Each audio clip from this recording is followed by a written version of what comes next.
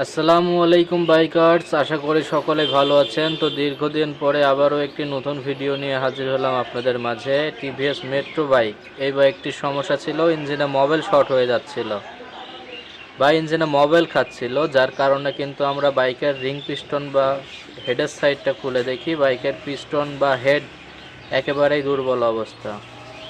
তো অনেকেরই প্রশ্ন থাকে যে একটা বাইকের ইঞ্জিন করলে বাইকটি আবার কতদিন ব্যবহার করা যাবে। আর এই বাইকটি কিন্তু আমাদের গ্যারেজ থেকে এর আগেও ইঞ্জিন করা হয়েছিল। ইঞ্জিন আমরা করে দিয়েছিলাম 2019 সালের সেপ্টেম্বর মাসে, অর্থাৎ 6 থেকে 6.5 বছর আগে এই বাইকটির ইঞ্জিনে মোবিল সিজ হয়ে পুরো ইঞ্জিনটি কিন্তু জ্যাম হয়ে যায়। সে সময় 2019 সালের সেপ্টেম্বর মাসে কিন্তু আমরা পুরো ইঞ্জিনটা সেটিং করে দিয়েছিলাম, আজ থেকে দীর্ঘ 6.5 বছর আগে।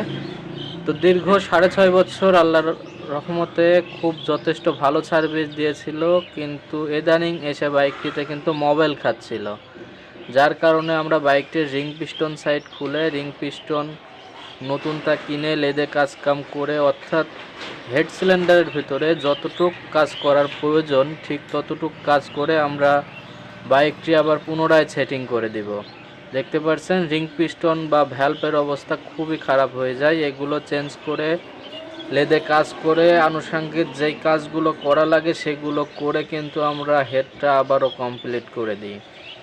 এই মুহূর্তে কিন্তু আমরা হেডটা সেটিং করে সিলিন্ডারটাও সেটিং করে দিয়েছি। আশা করা যায় এই বাইক দিয়ে আবারও দীর্ঘদিন ব্যবহার করা যাবে, কোনো প্রকার কোনো সমস্যা হবে না।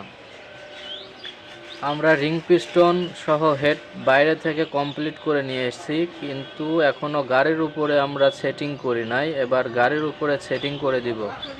এদিকে গাড়ির উপরে সেটিং করার আগে গাড়িতে যে সকল কাজগুলো থাকে বা ইঞ্জিনের চেম্বারে যে গ্যাসকেটগুলো ওঠানোর প্রয়োজন হয়, আমরা কিন্তু সুন্দর মতো ইঞ্জিনের গ্যাসকেটগুলো তুলে ইঞ্জিনটা কিন্তু গাড়ির উপরে তুলে দিই।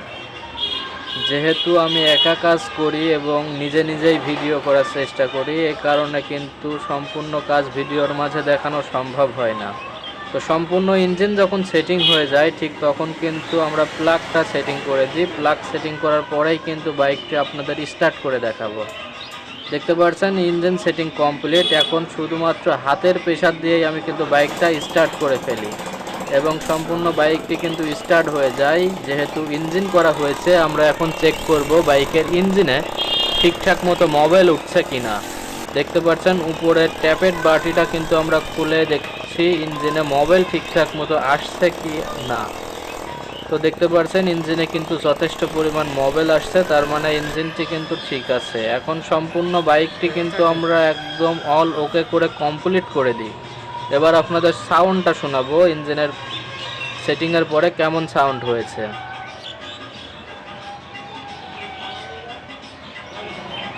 দেখতে পাচ্ছেন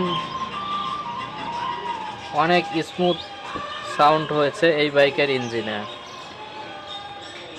আশা করা যায় এই বাইক দিয়ে আবার দীর্ঘদিন ব্যবহার করা যাবে। আর এই বাইকটি চলেছে ৭৮,৩২৪ কিলোমিটার। তো ভিডিওটি ভালো লাগলে অবশ্যই লাইক কমেন্ট শেয়ার করে অন্যদের দেখার সুযোগ করে দিবেন। আল্লাহ হাফেজ।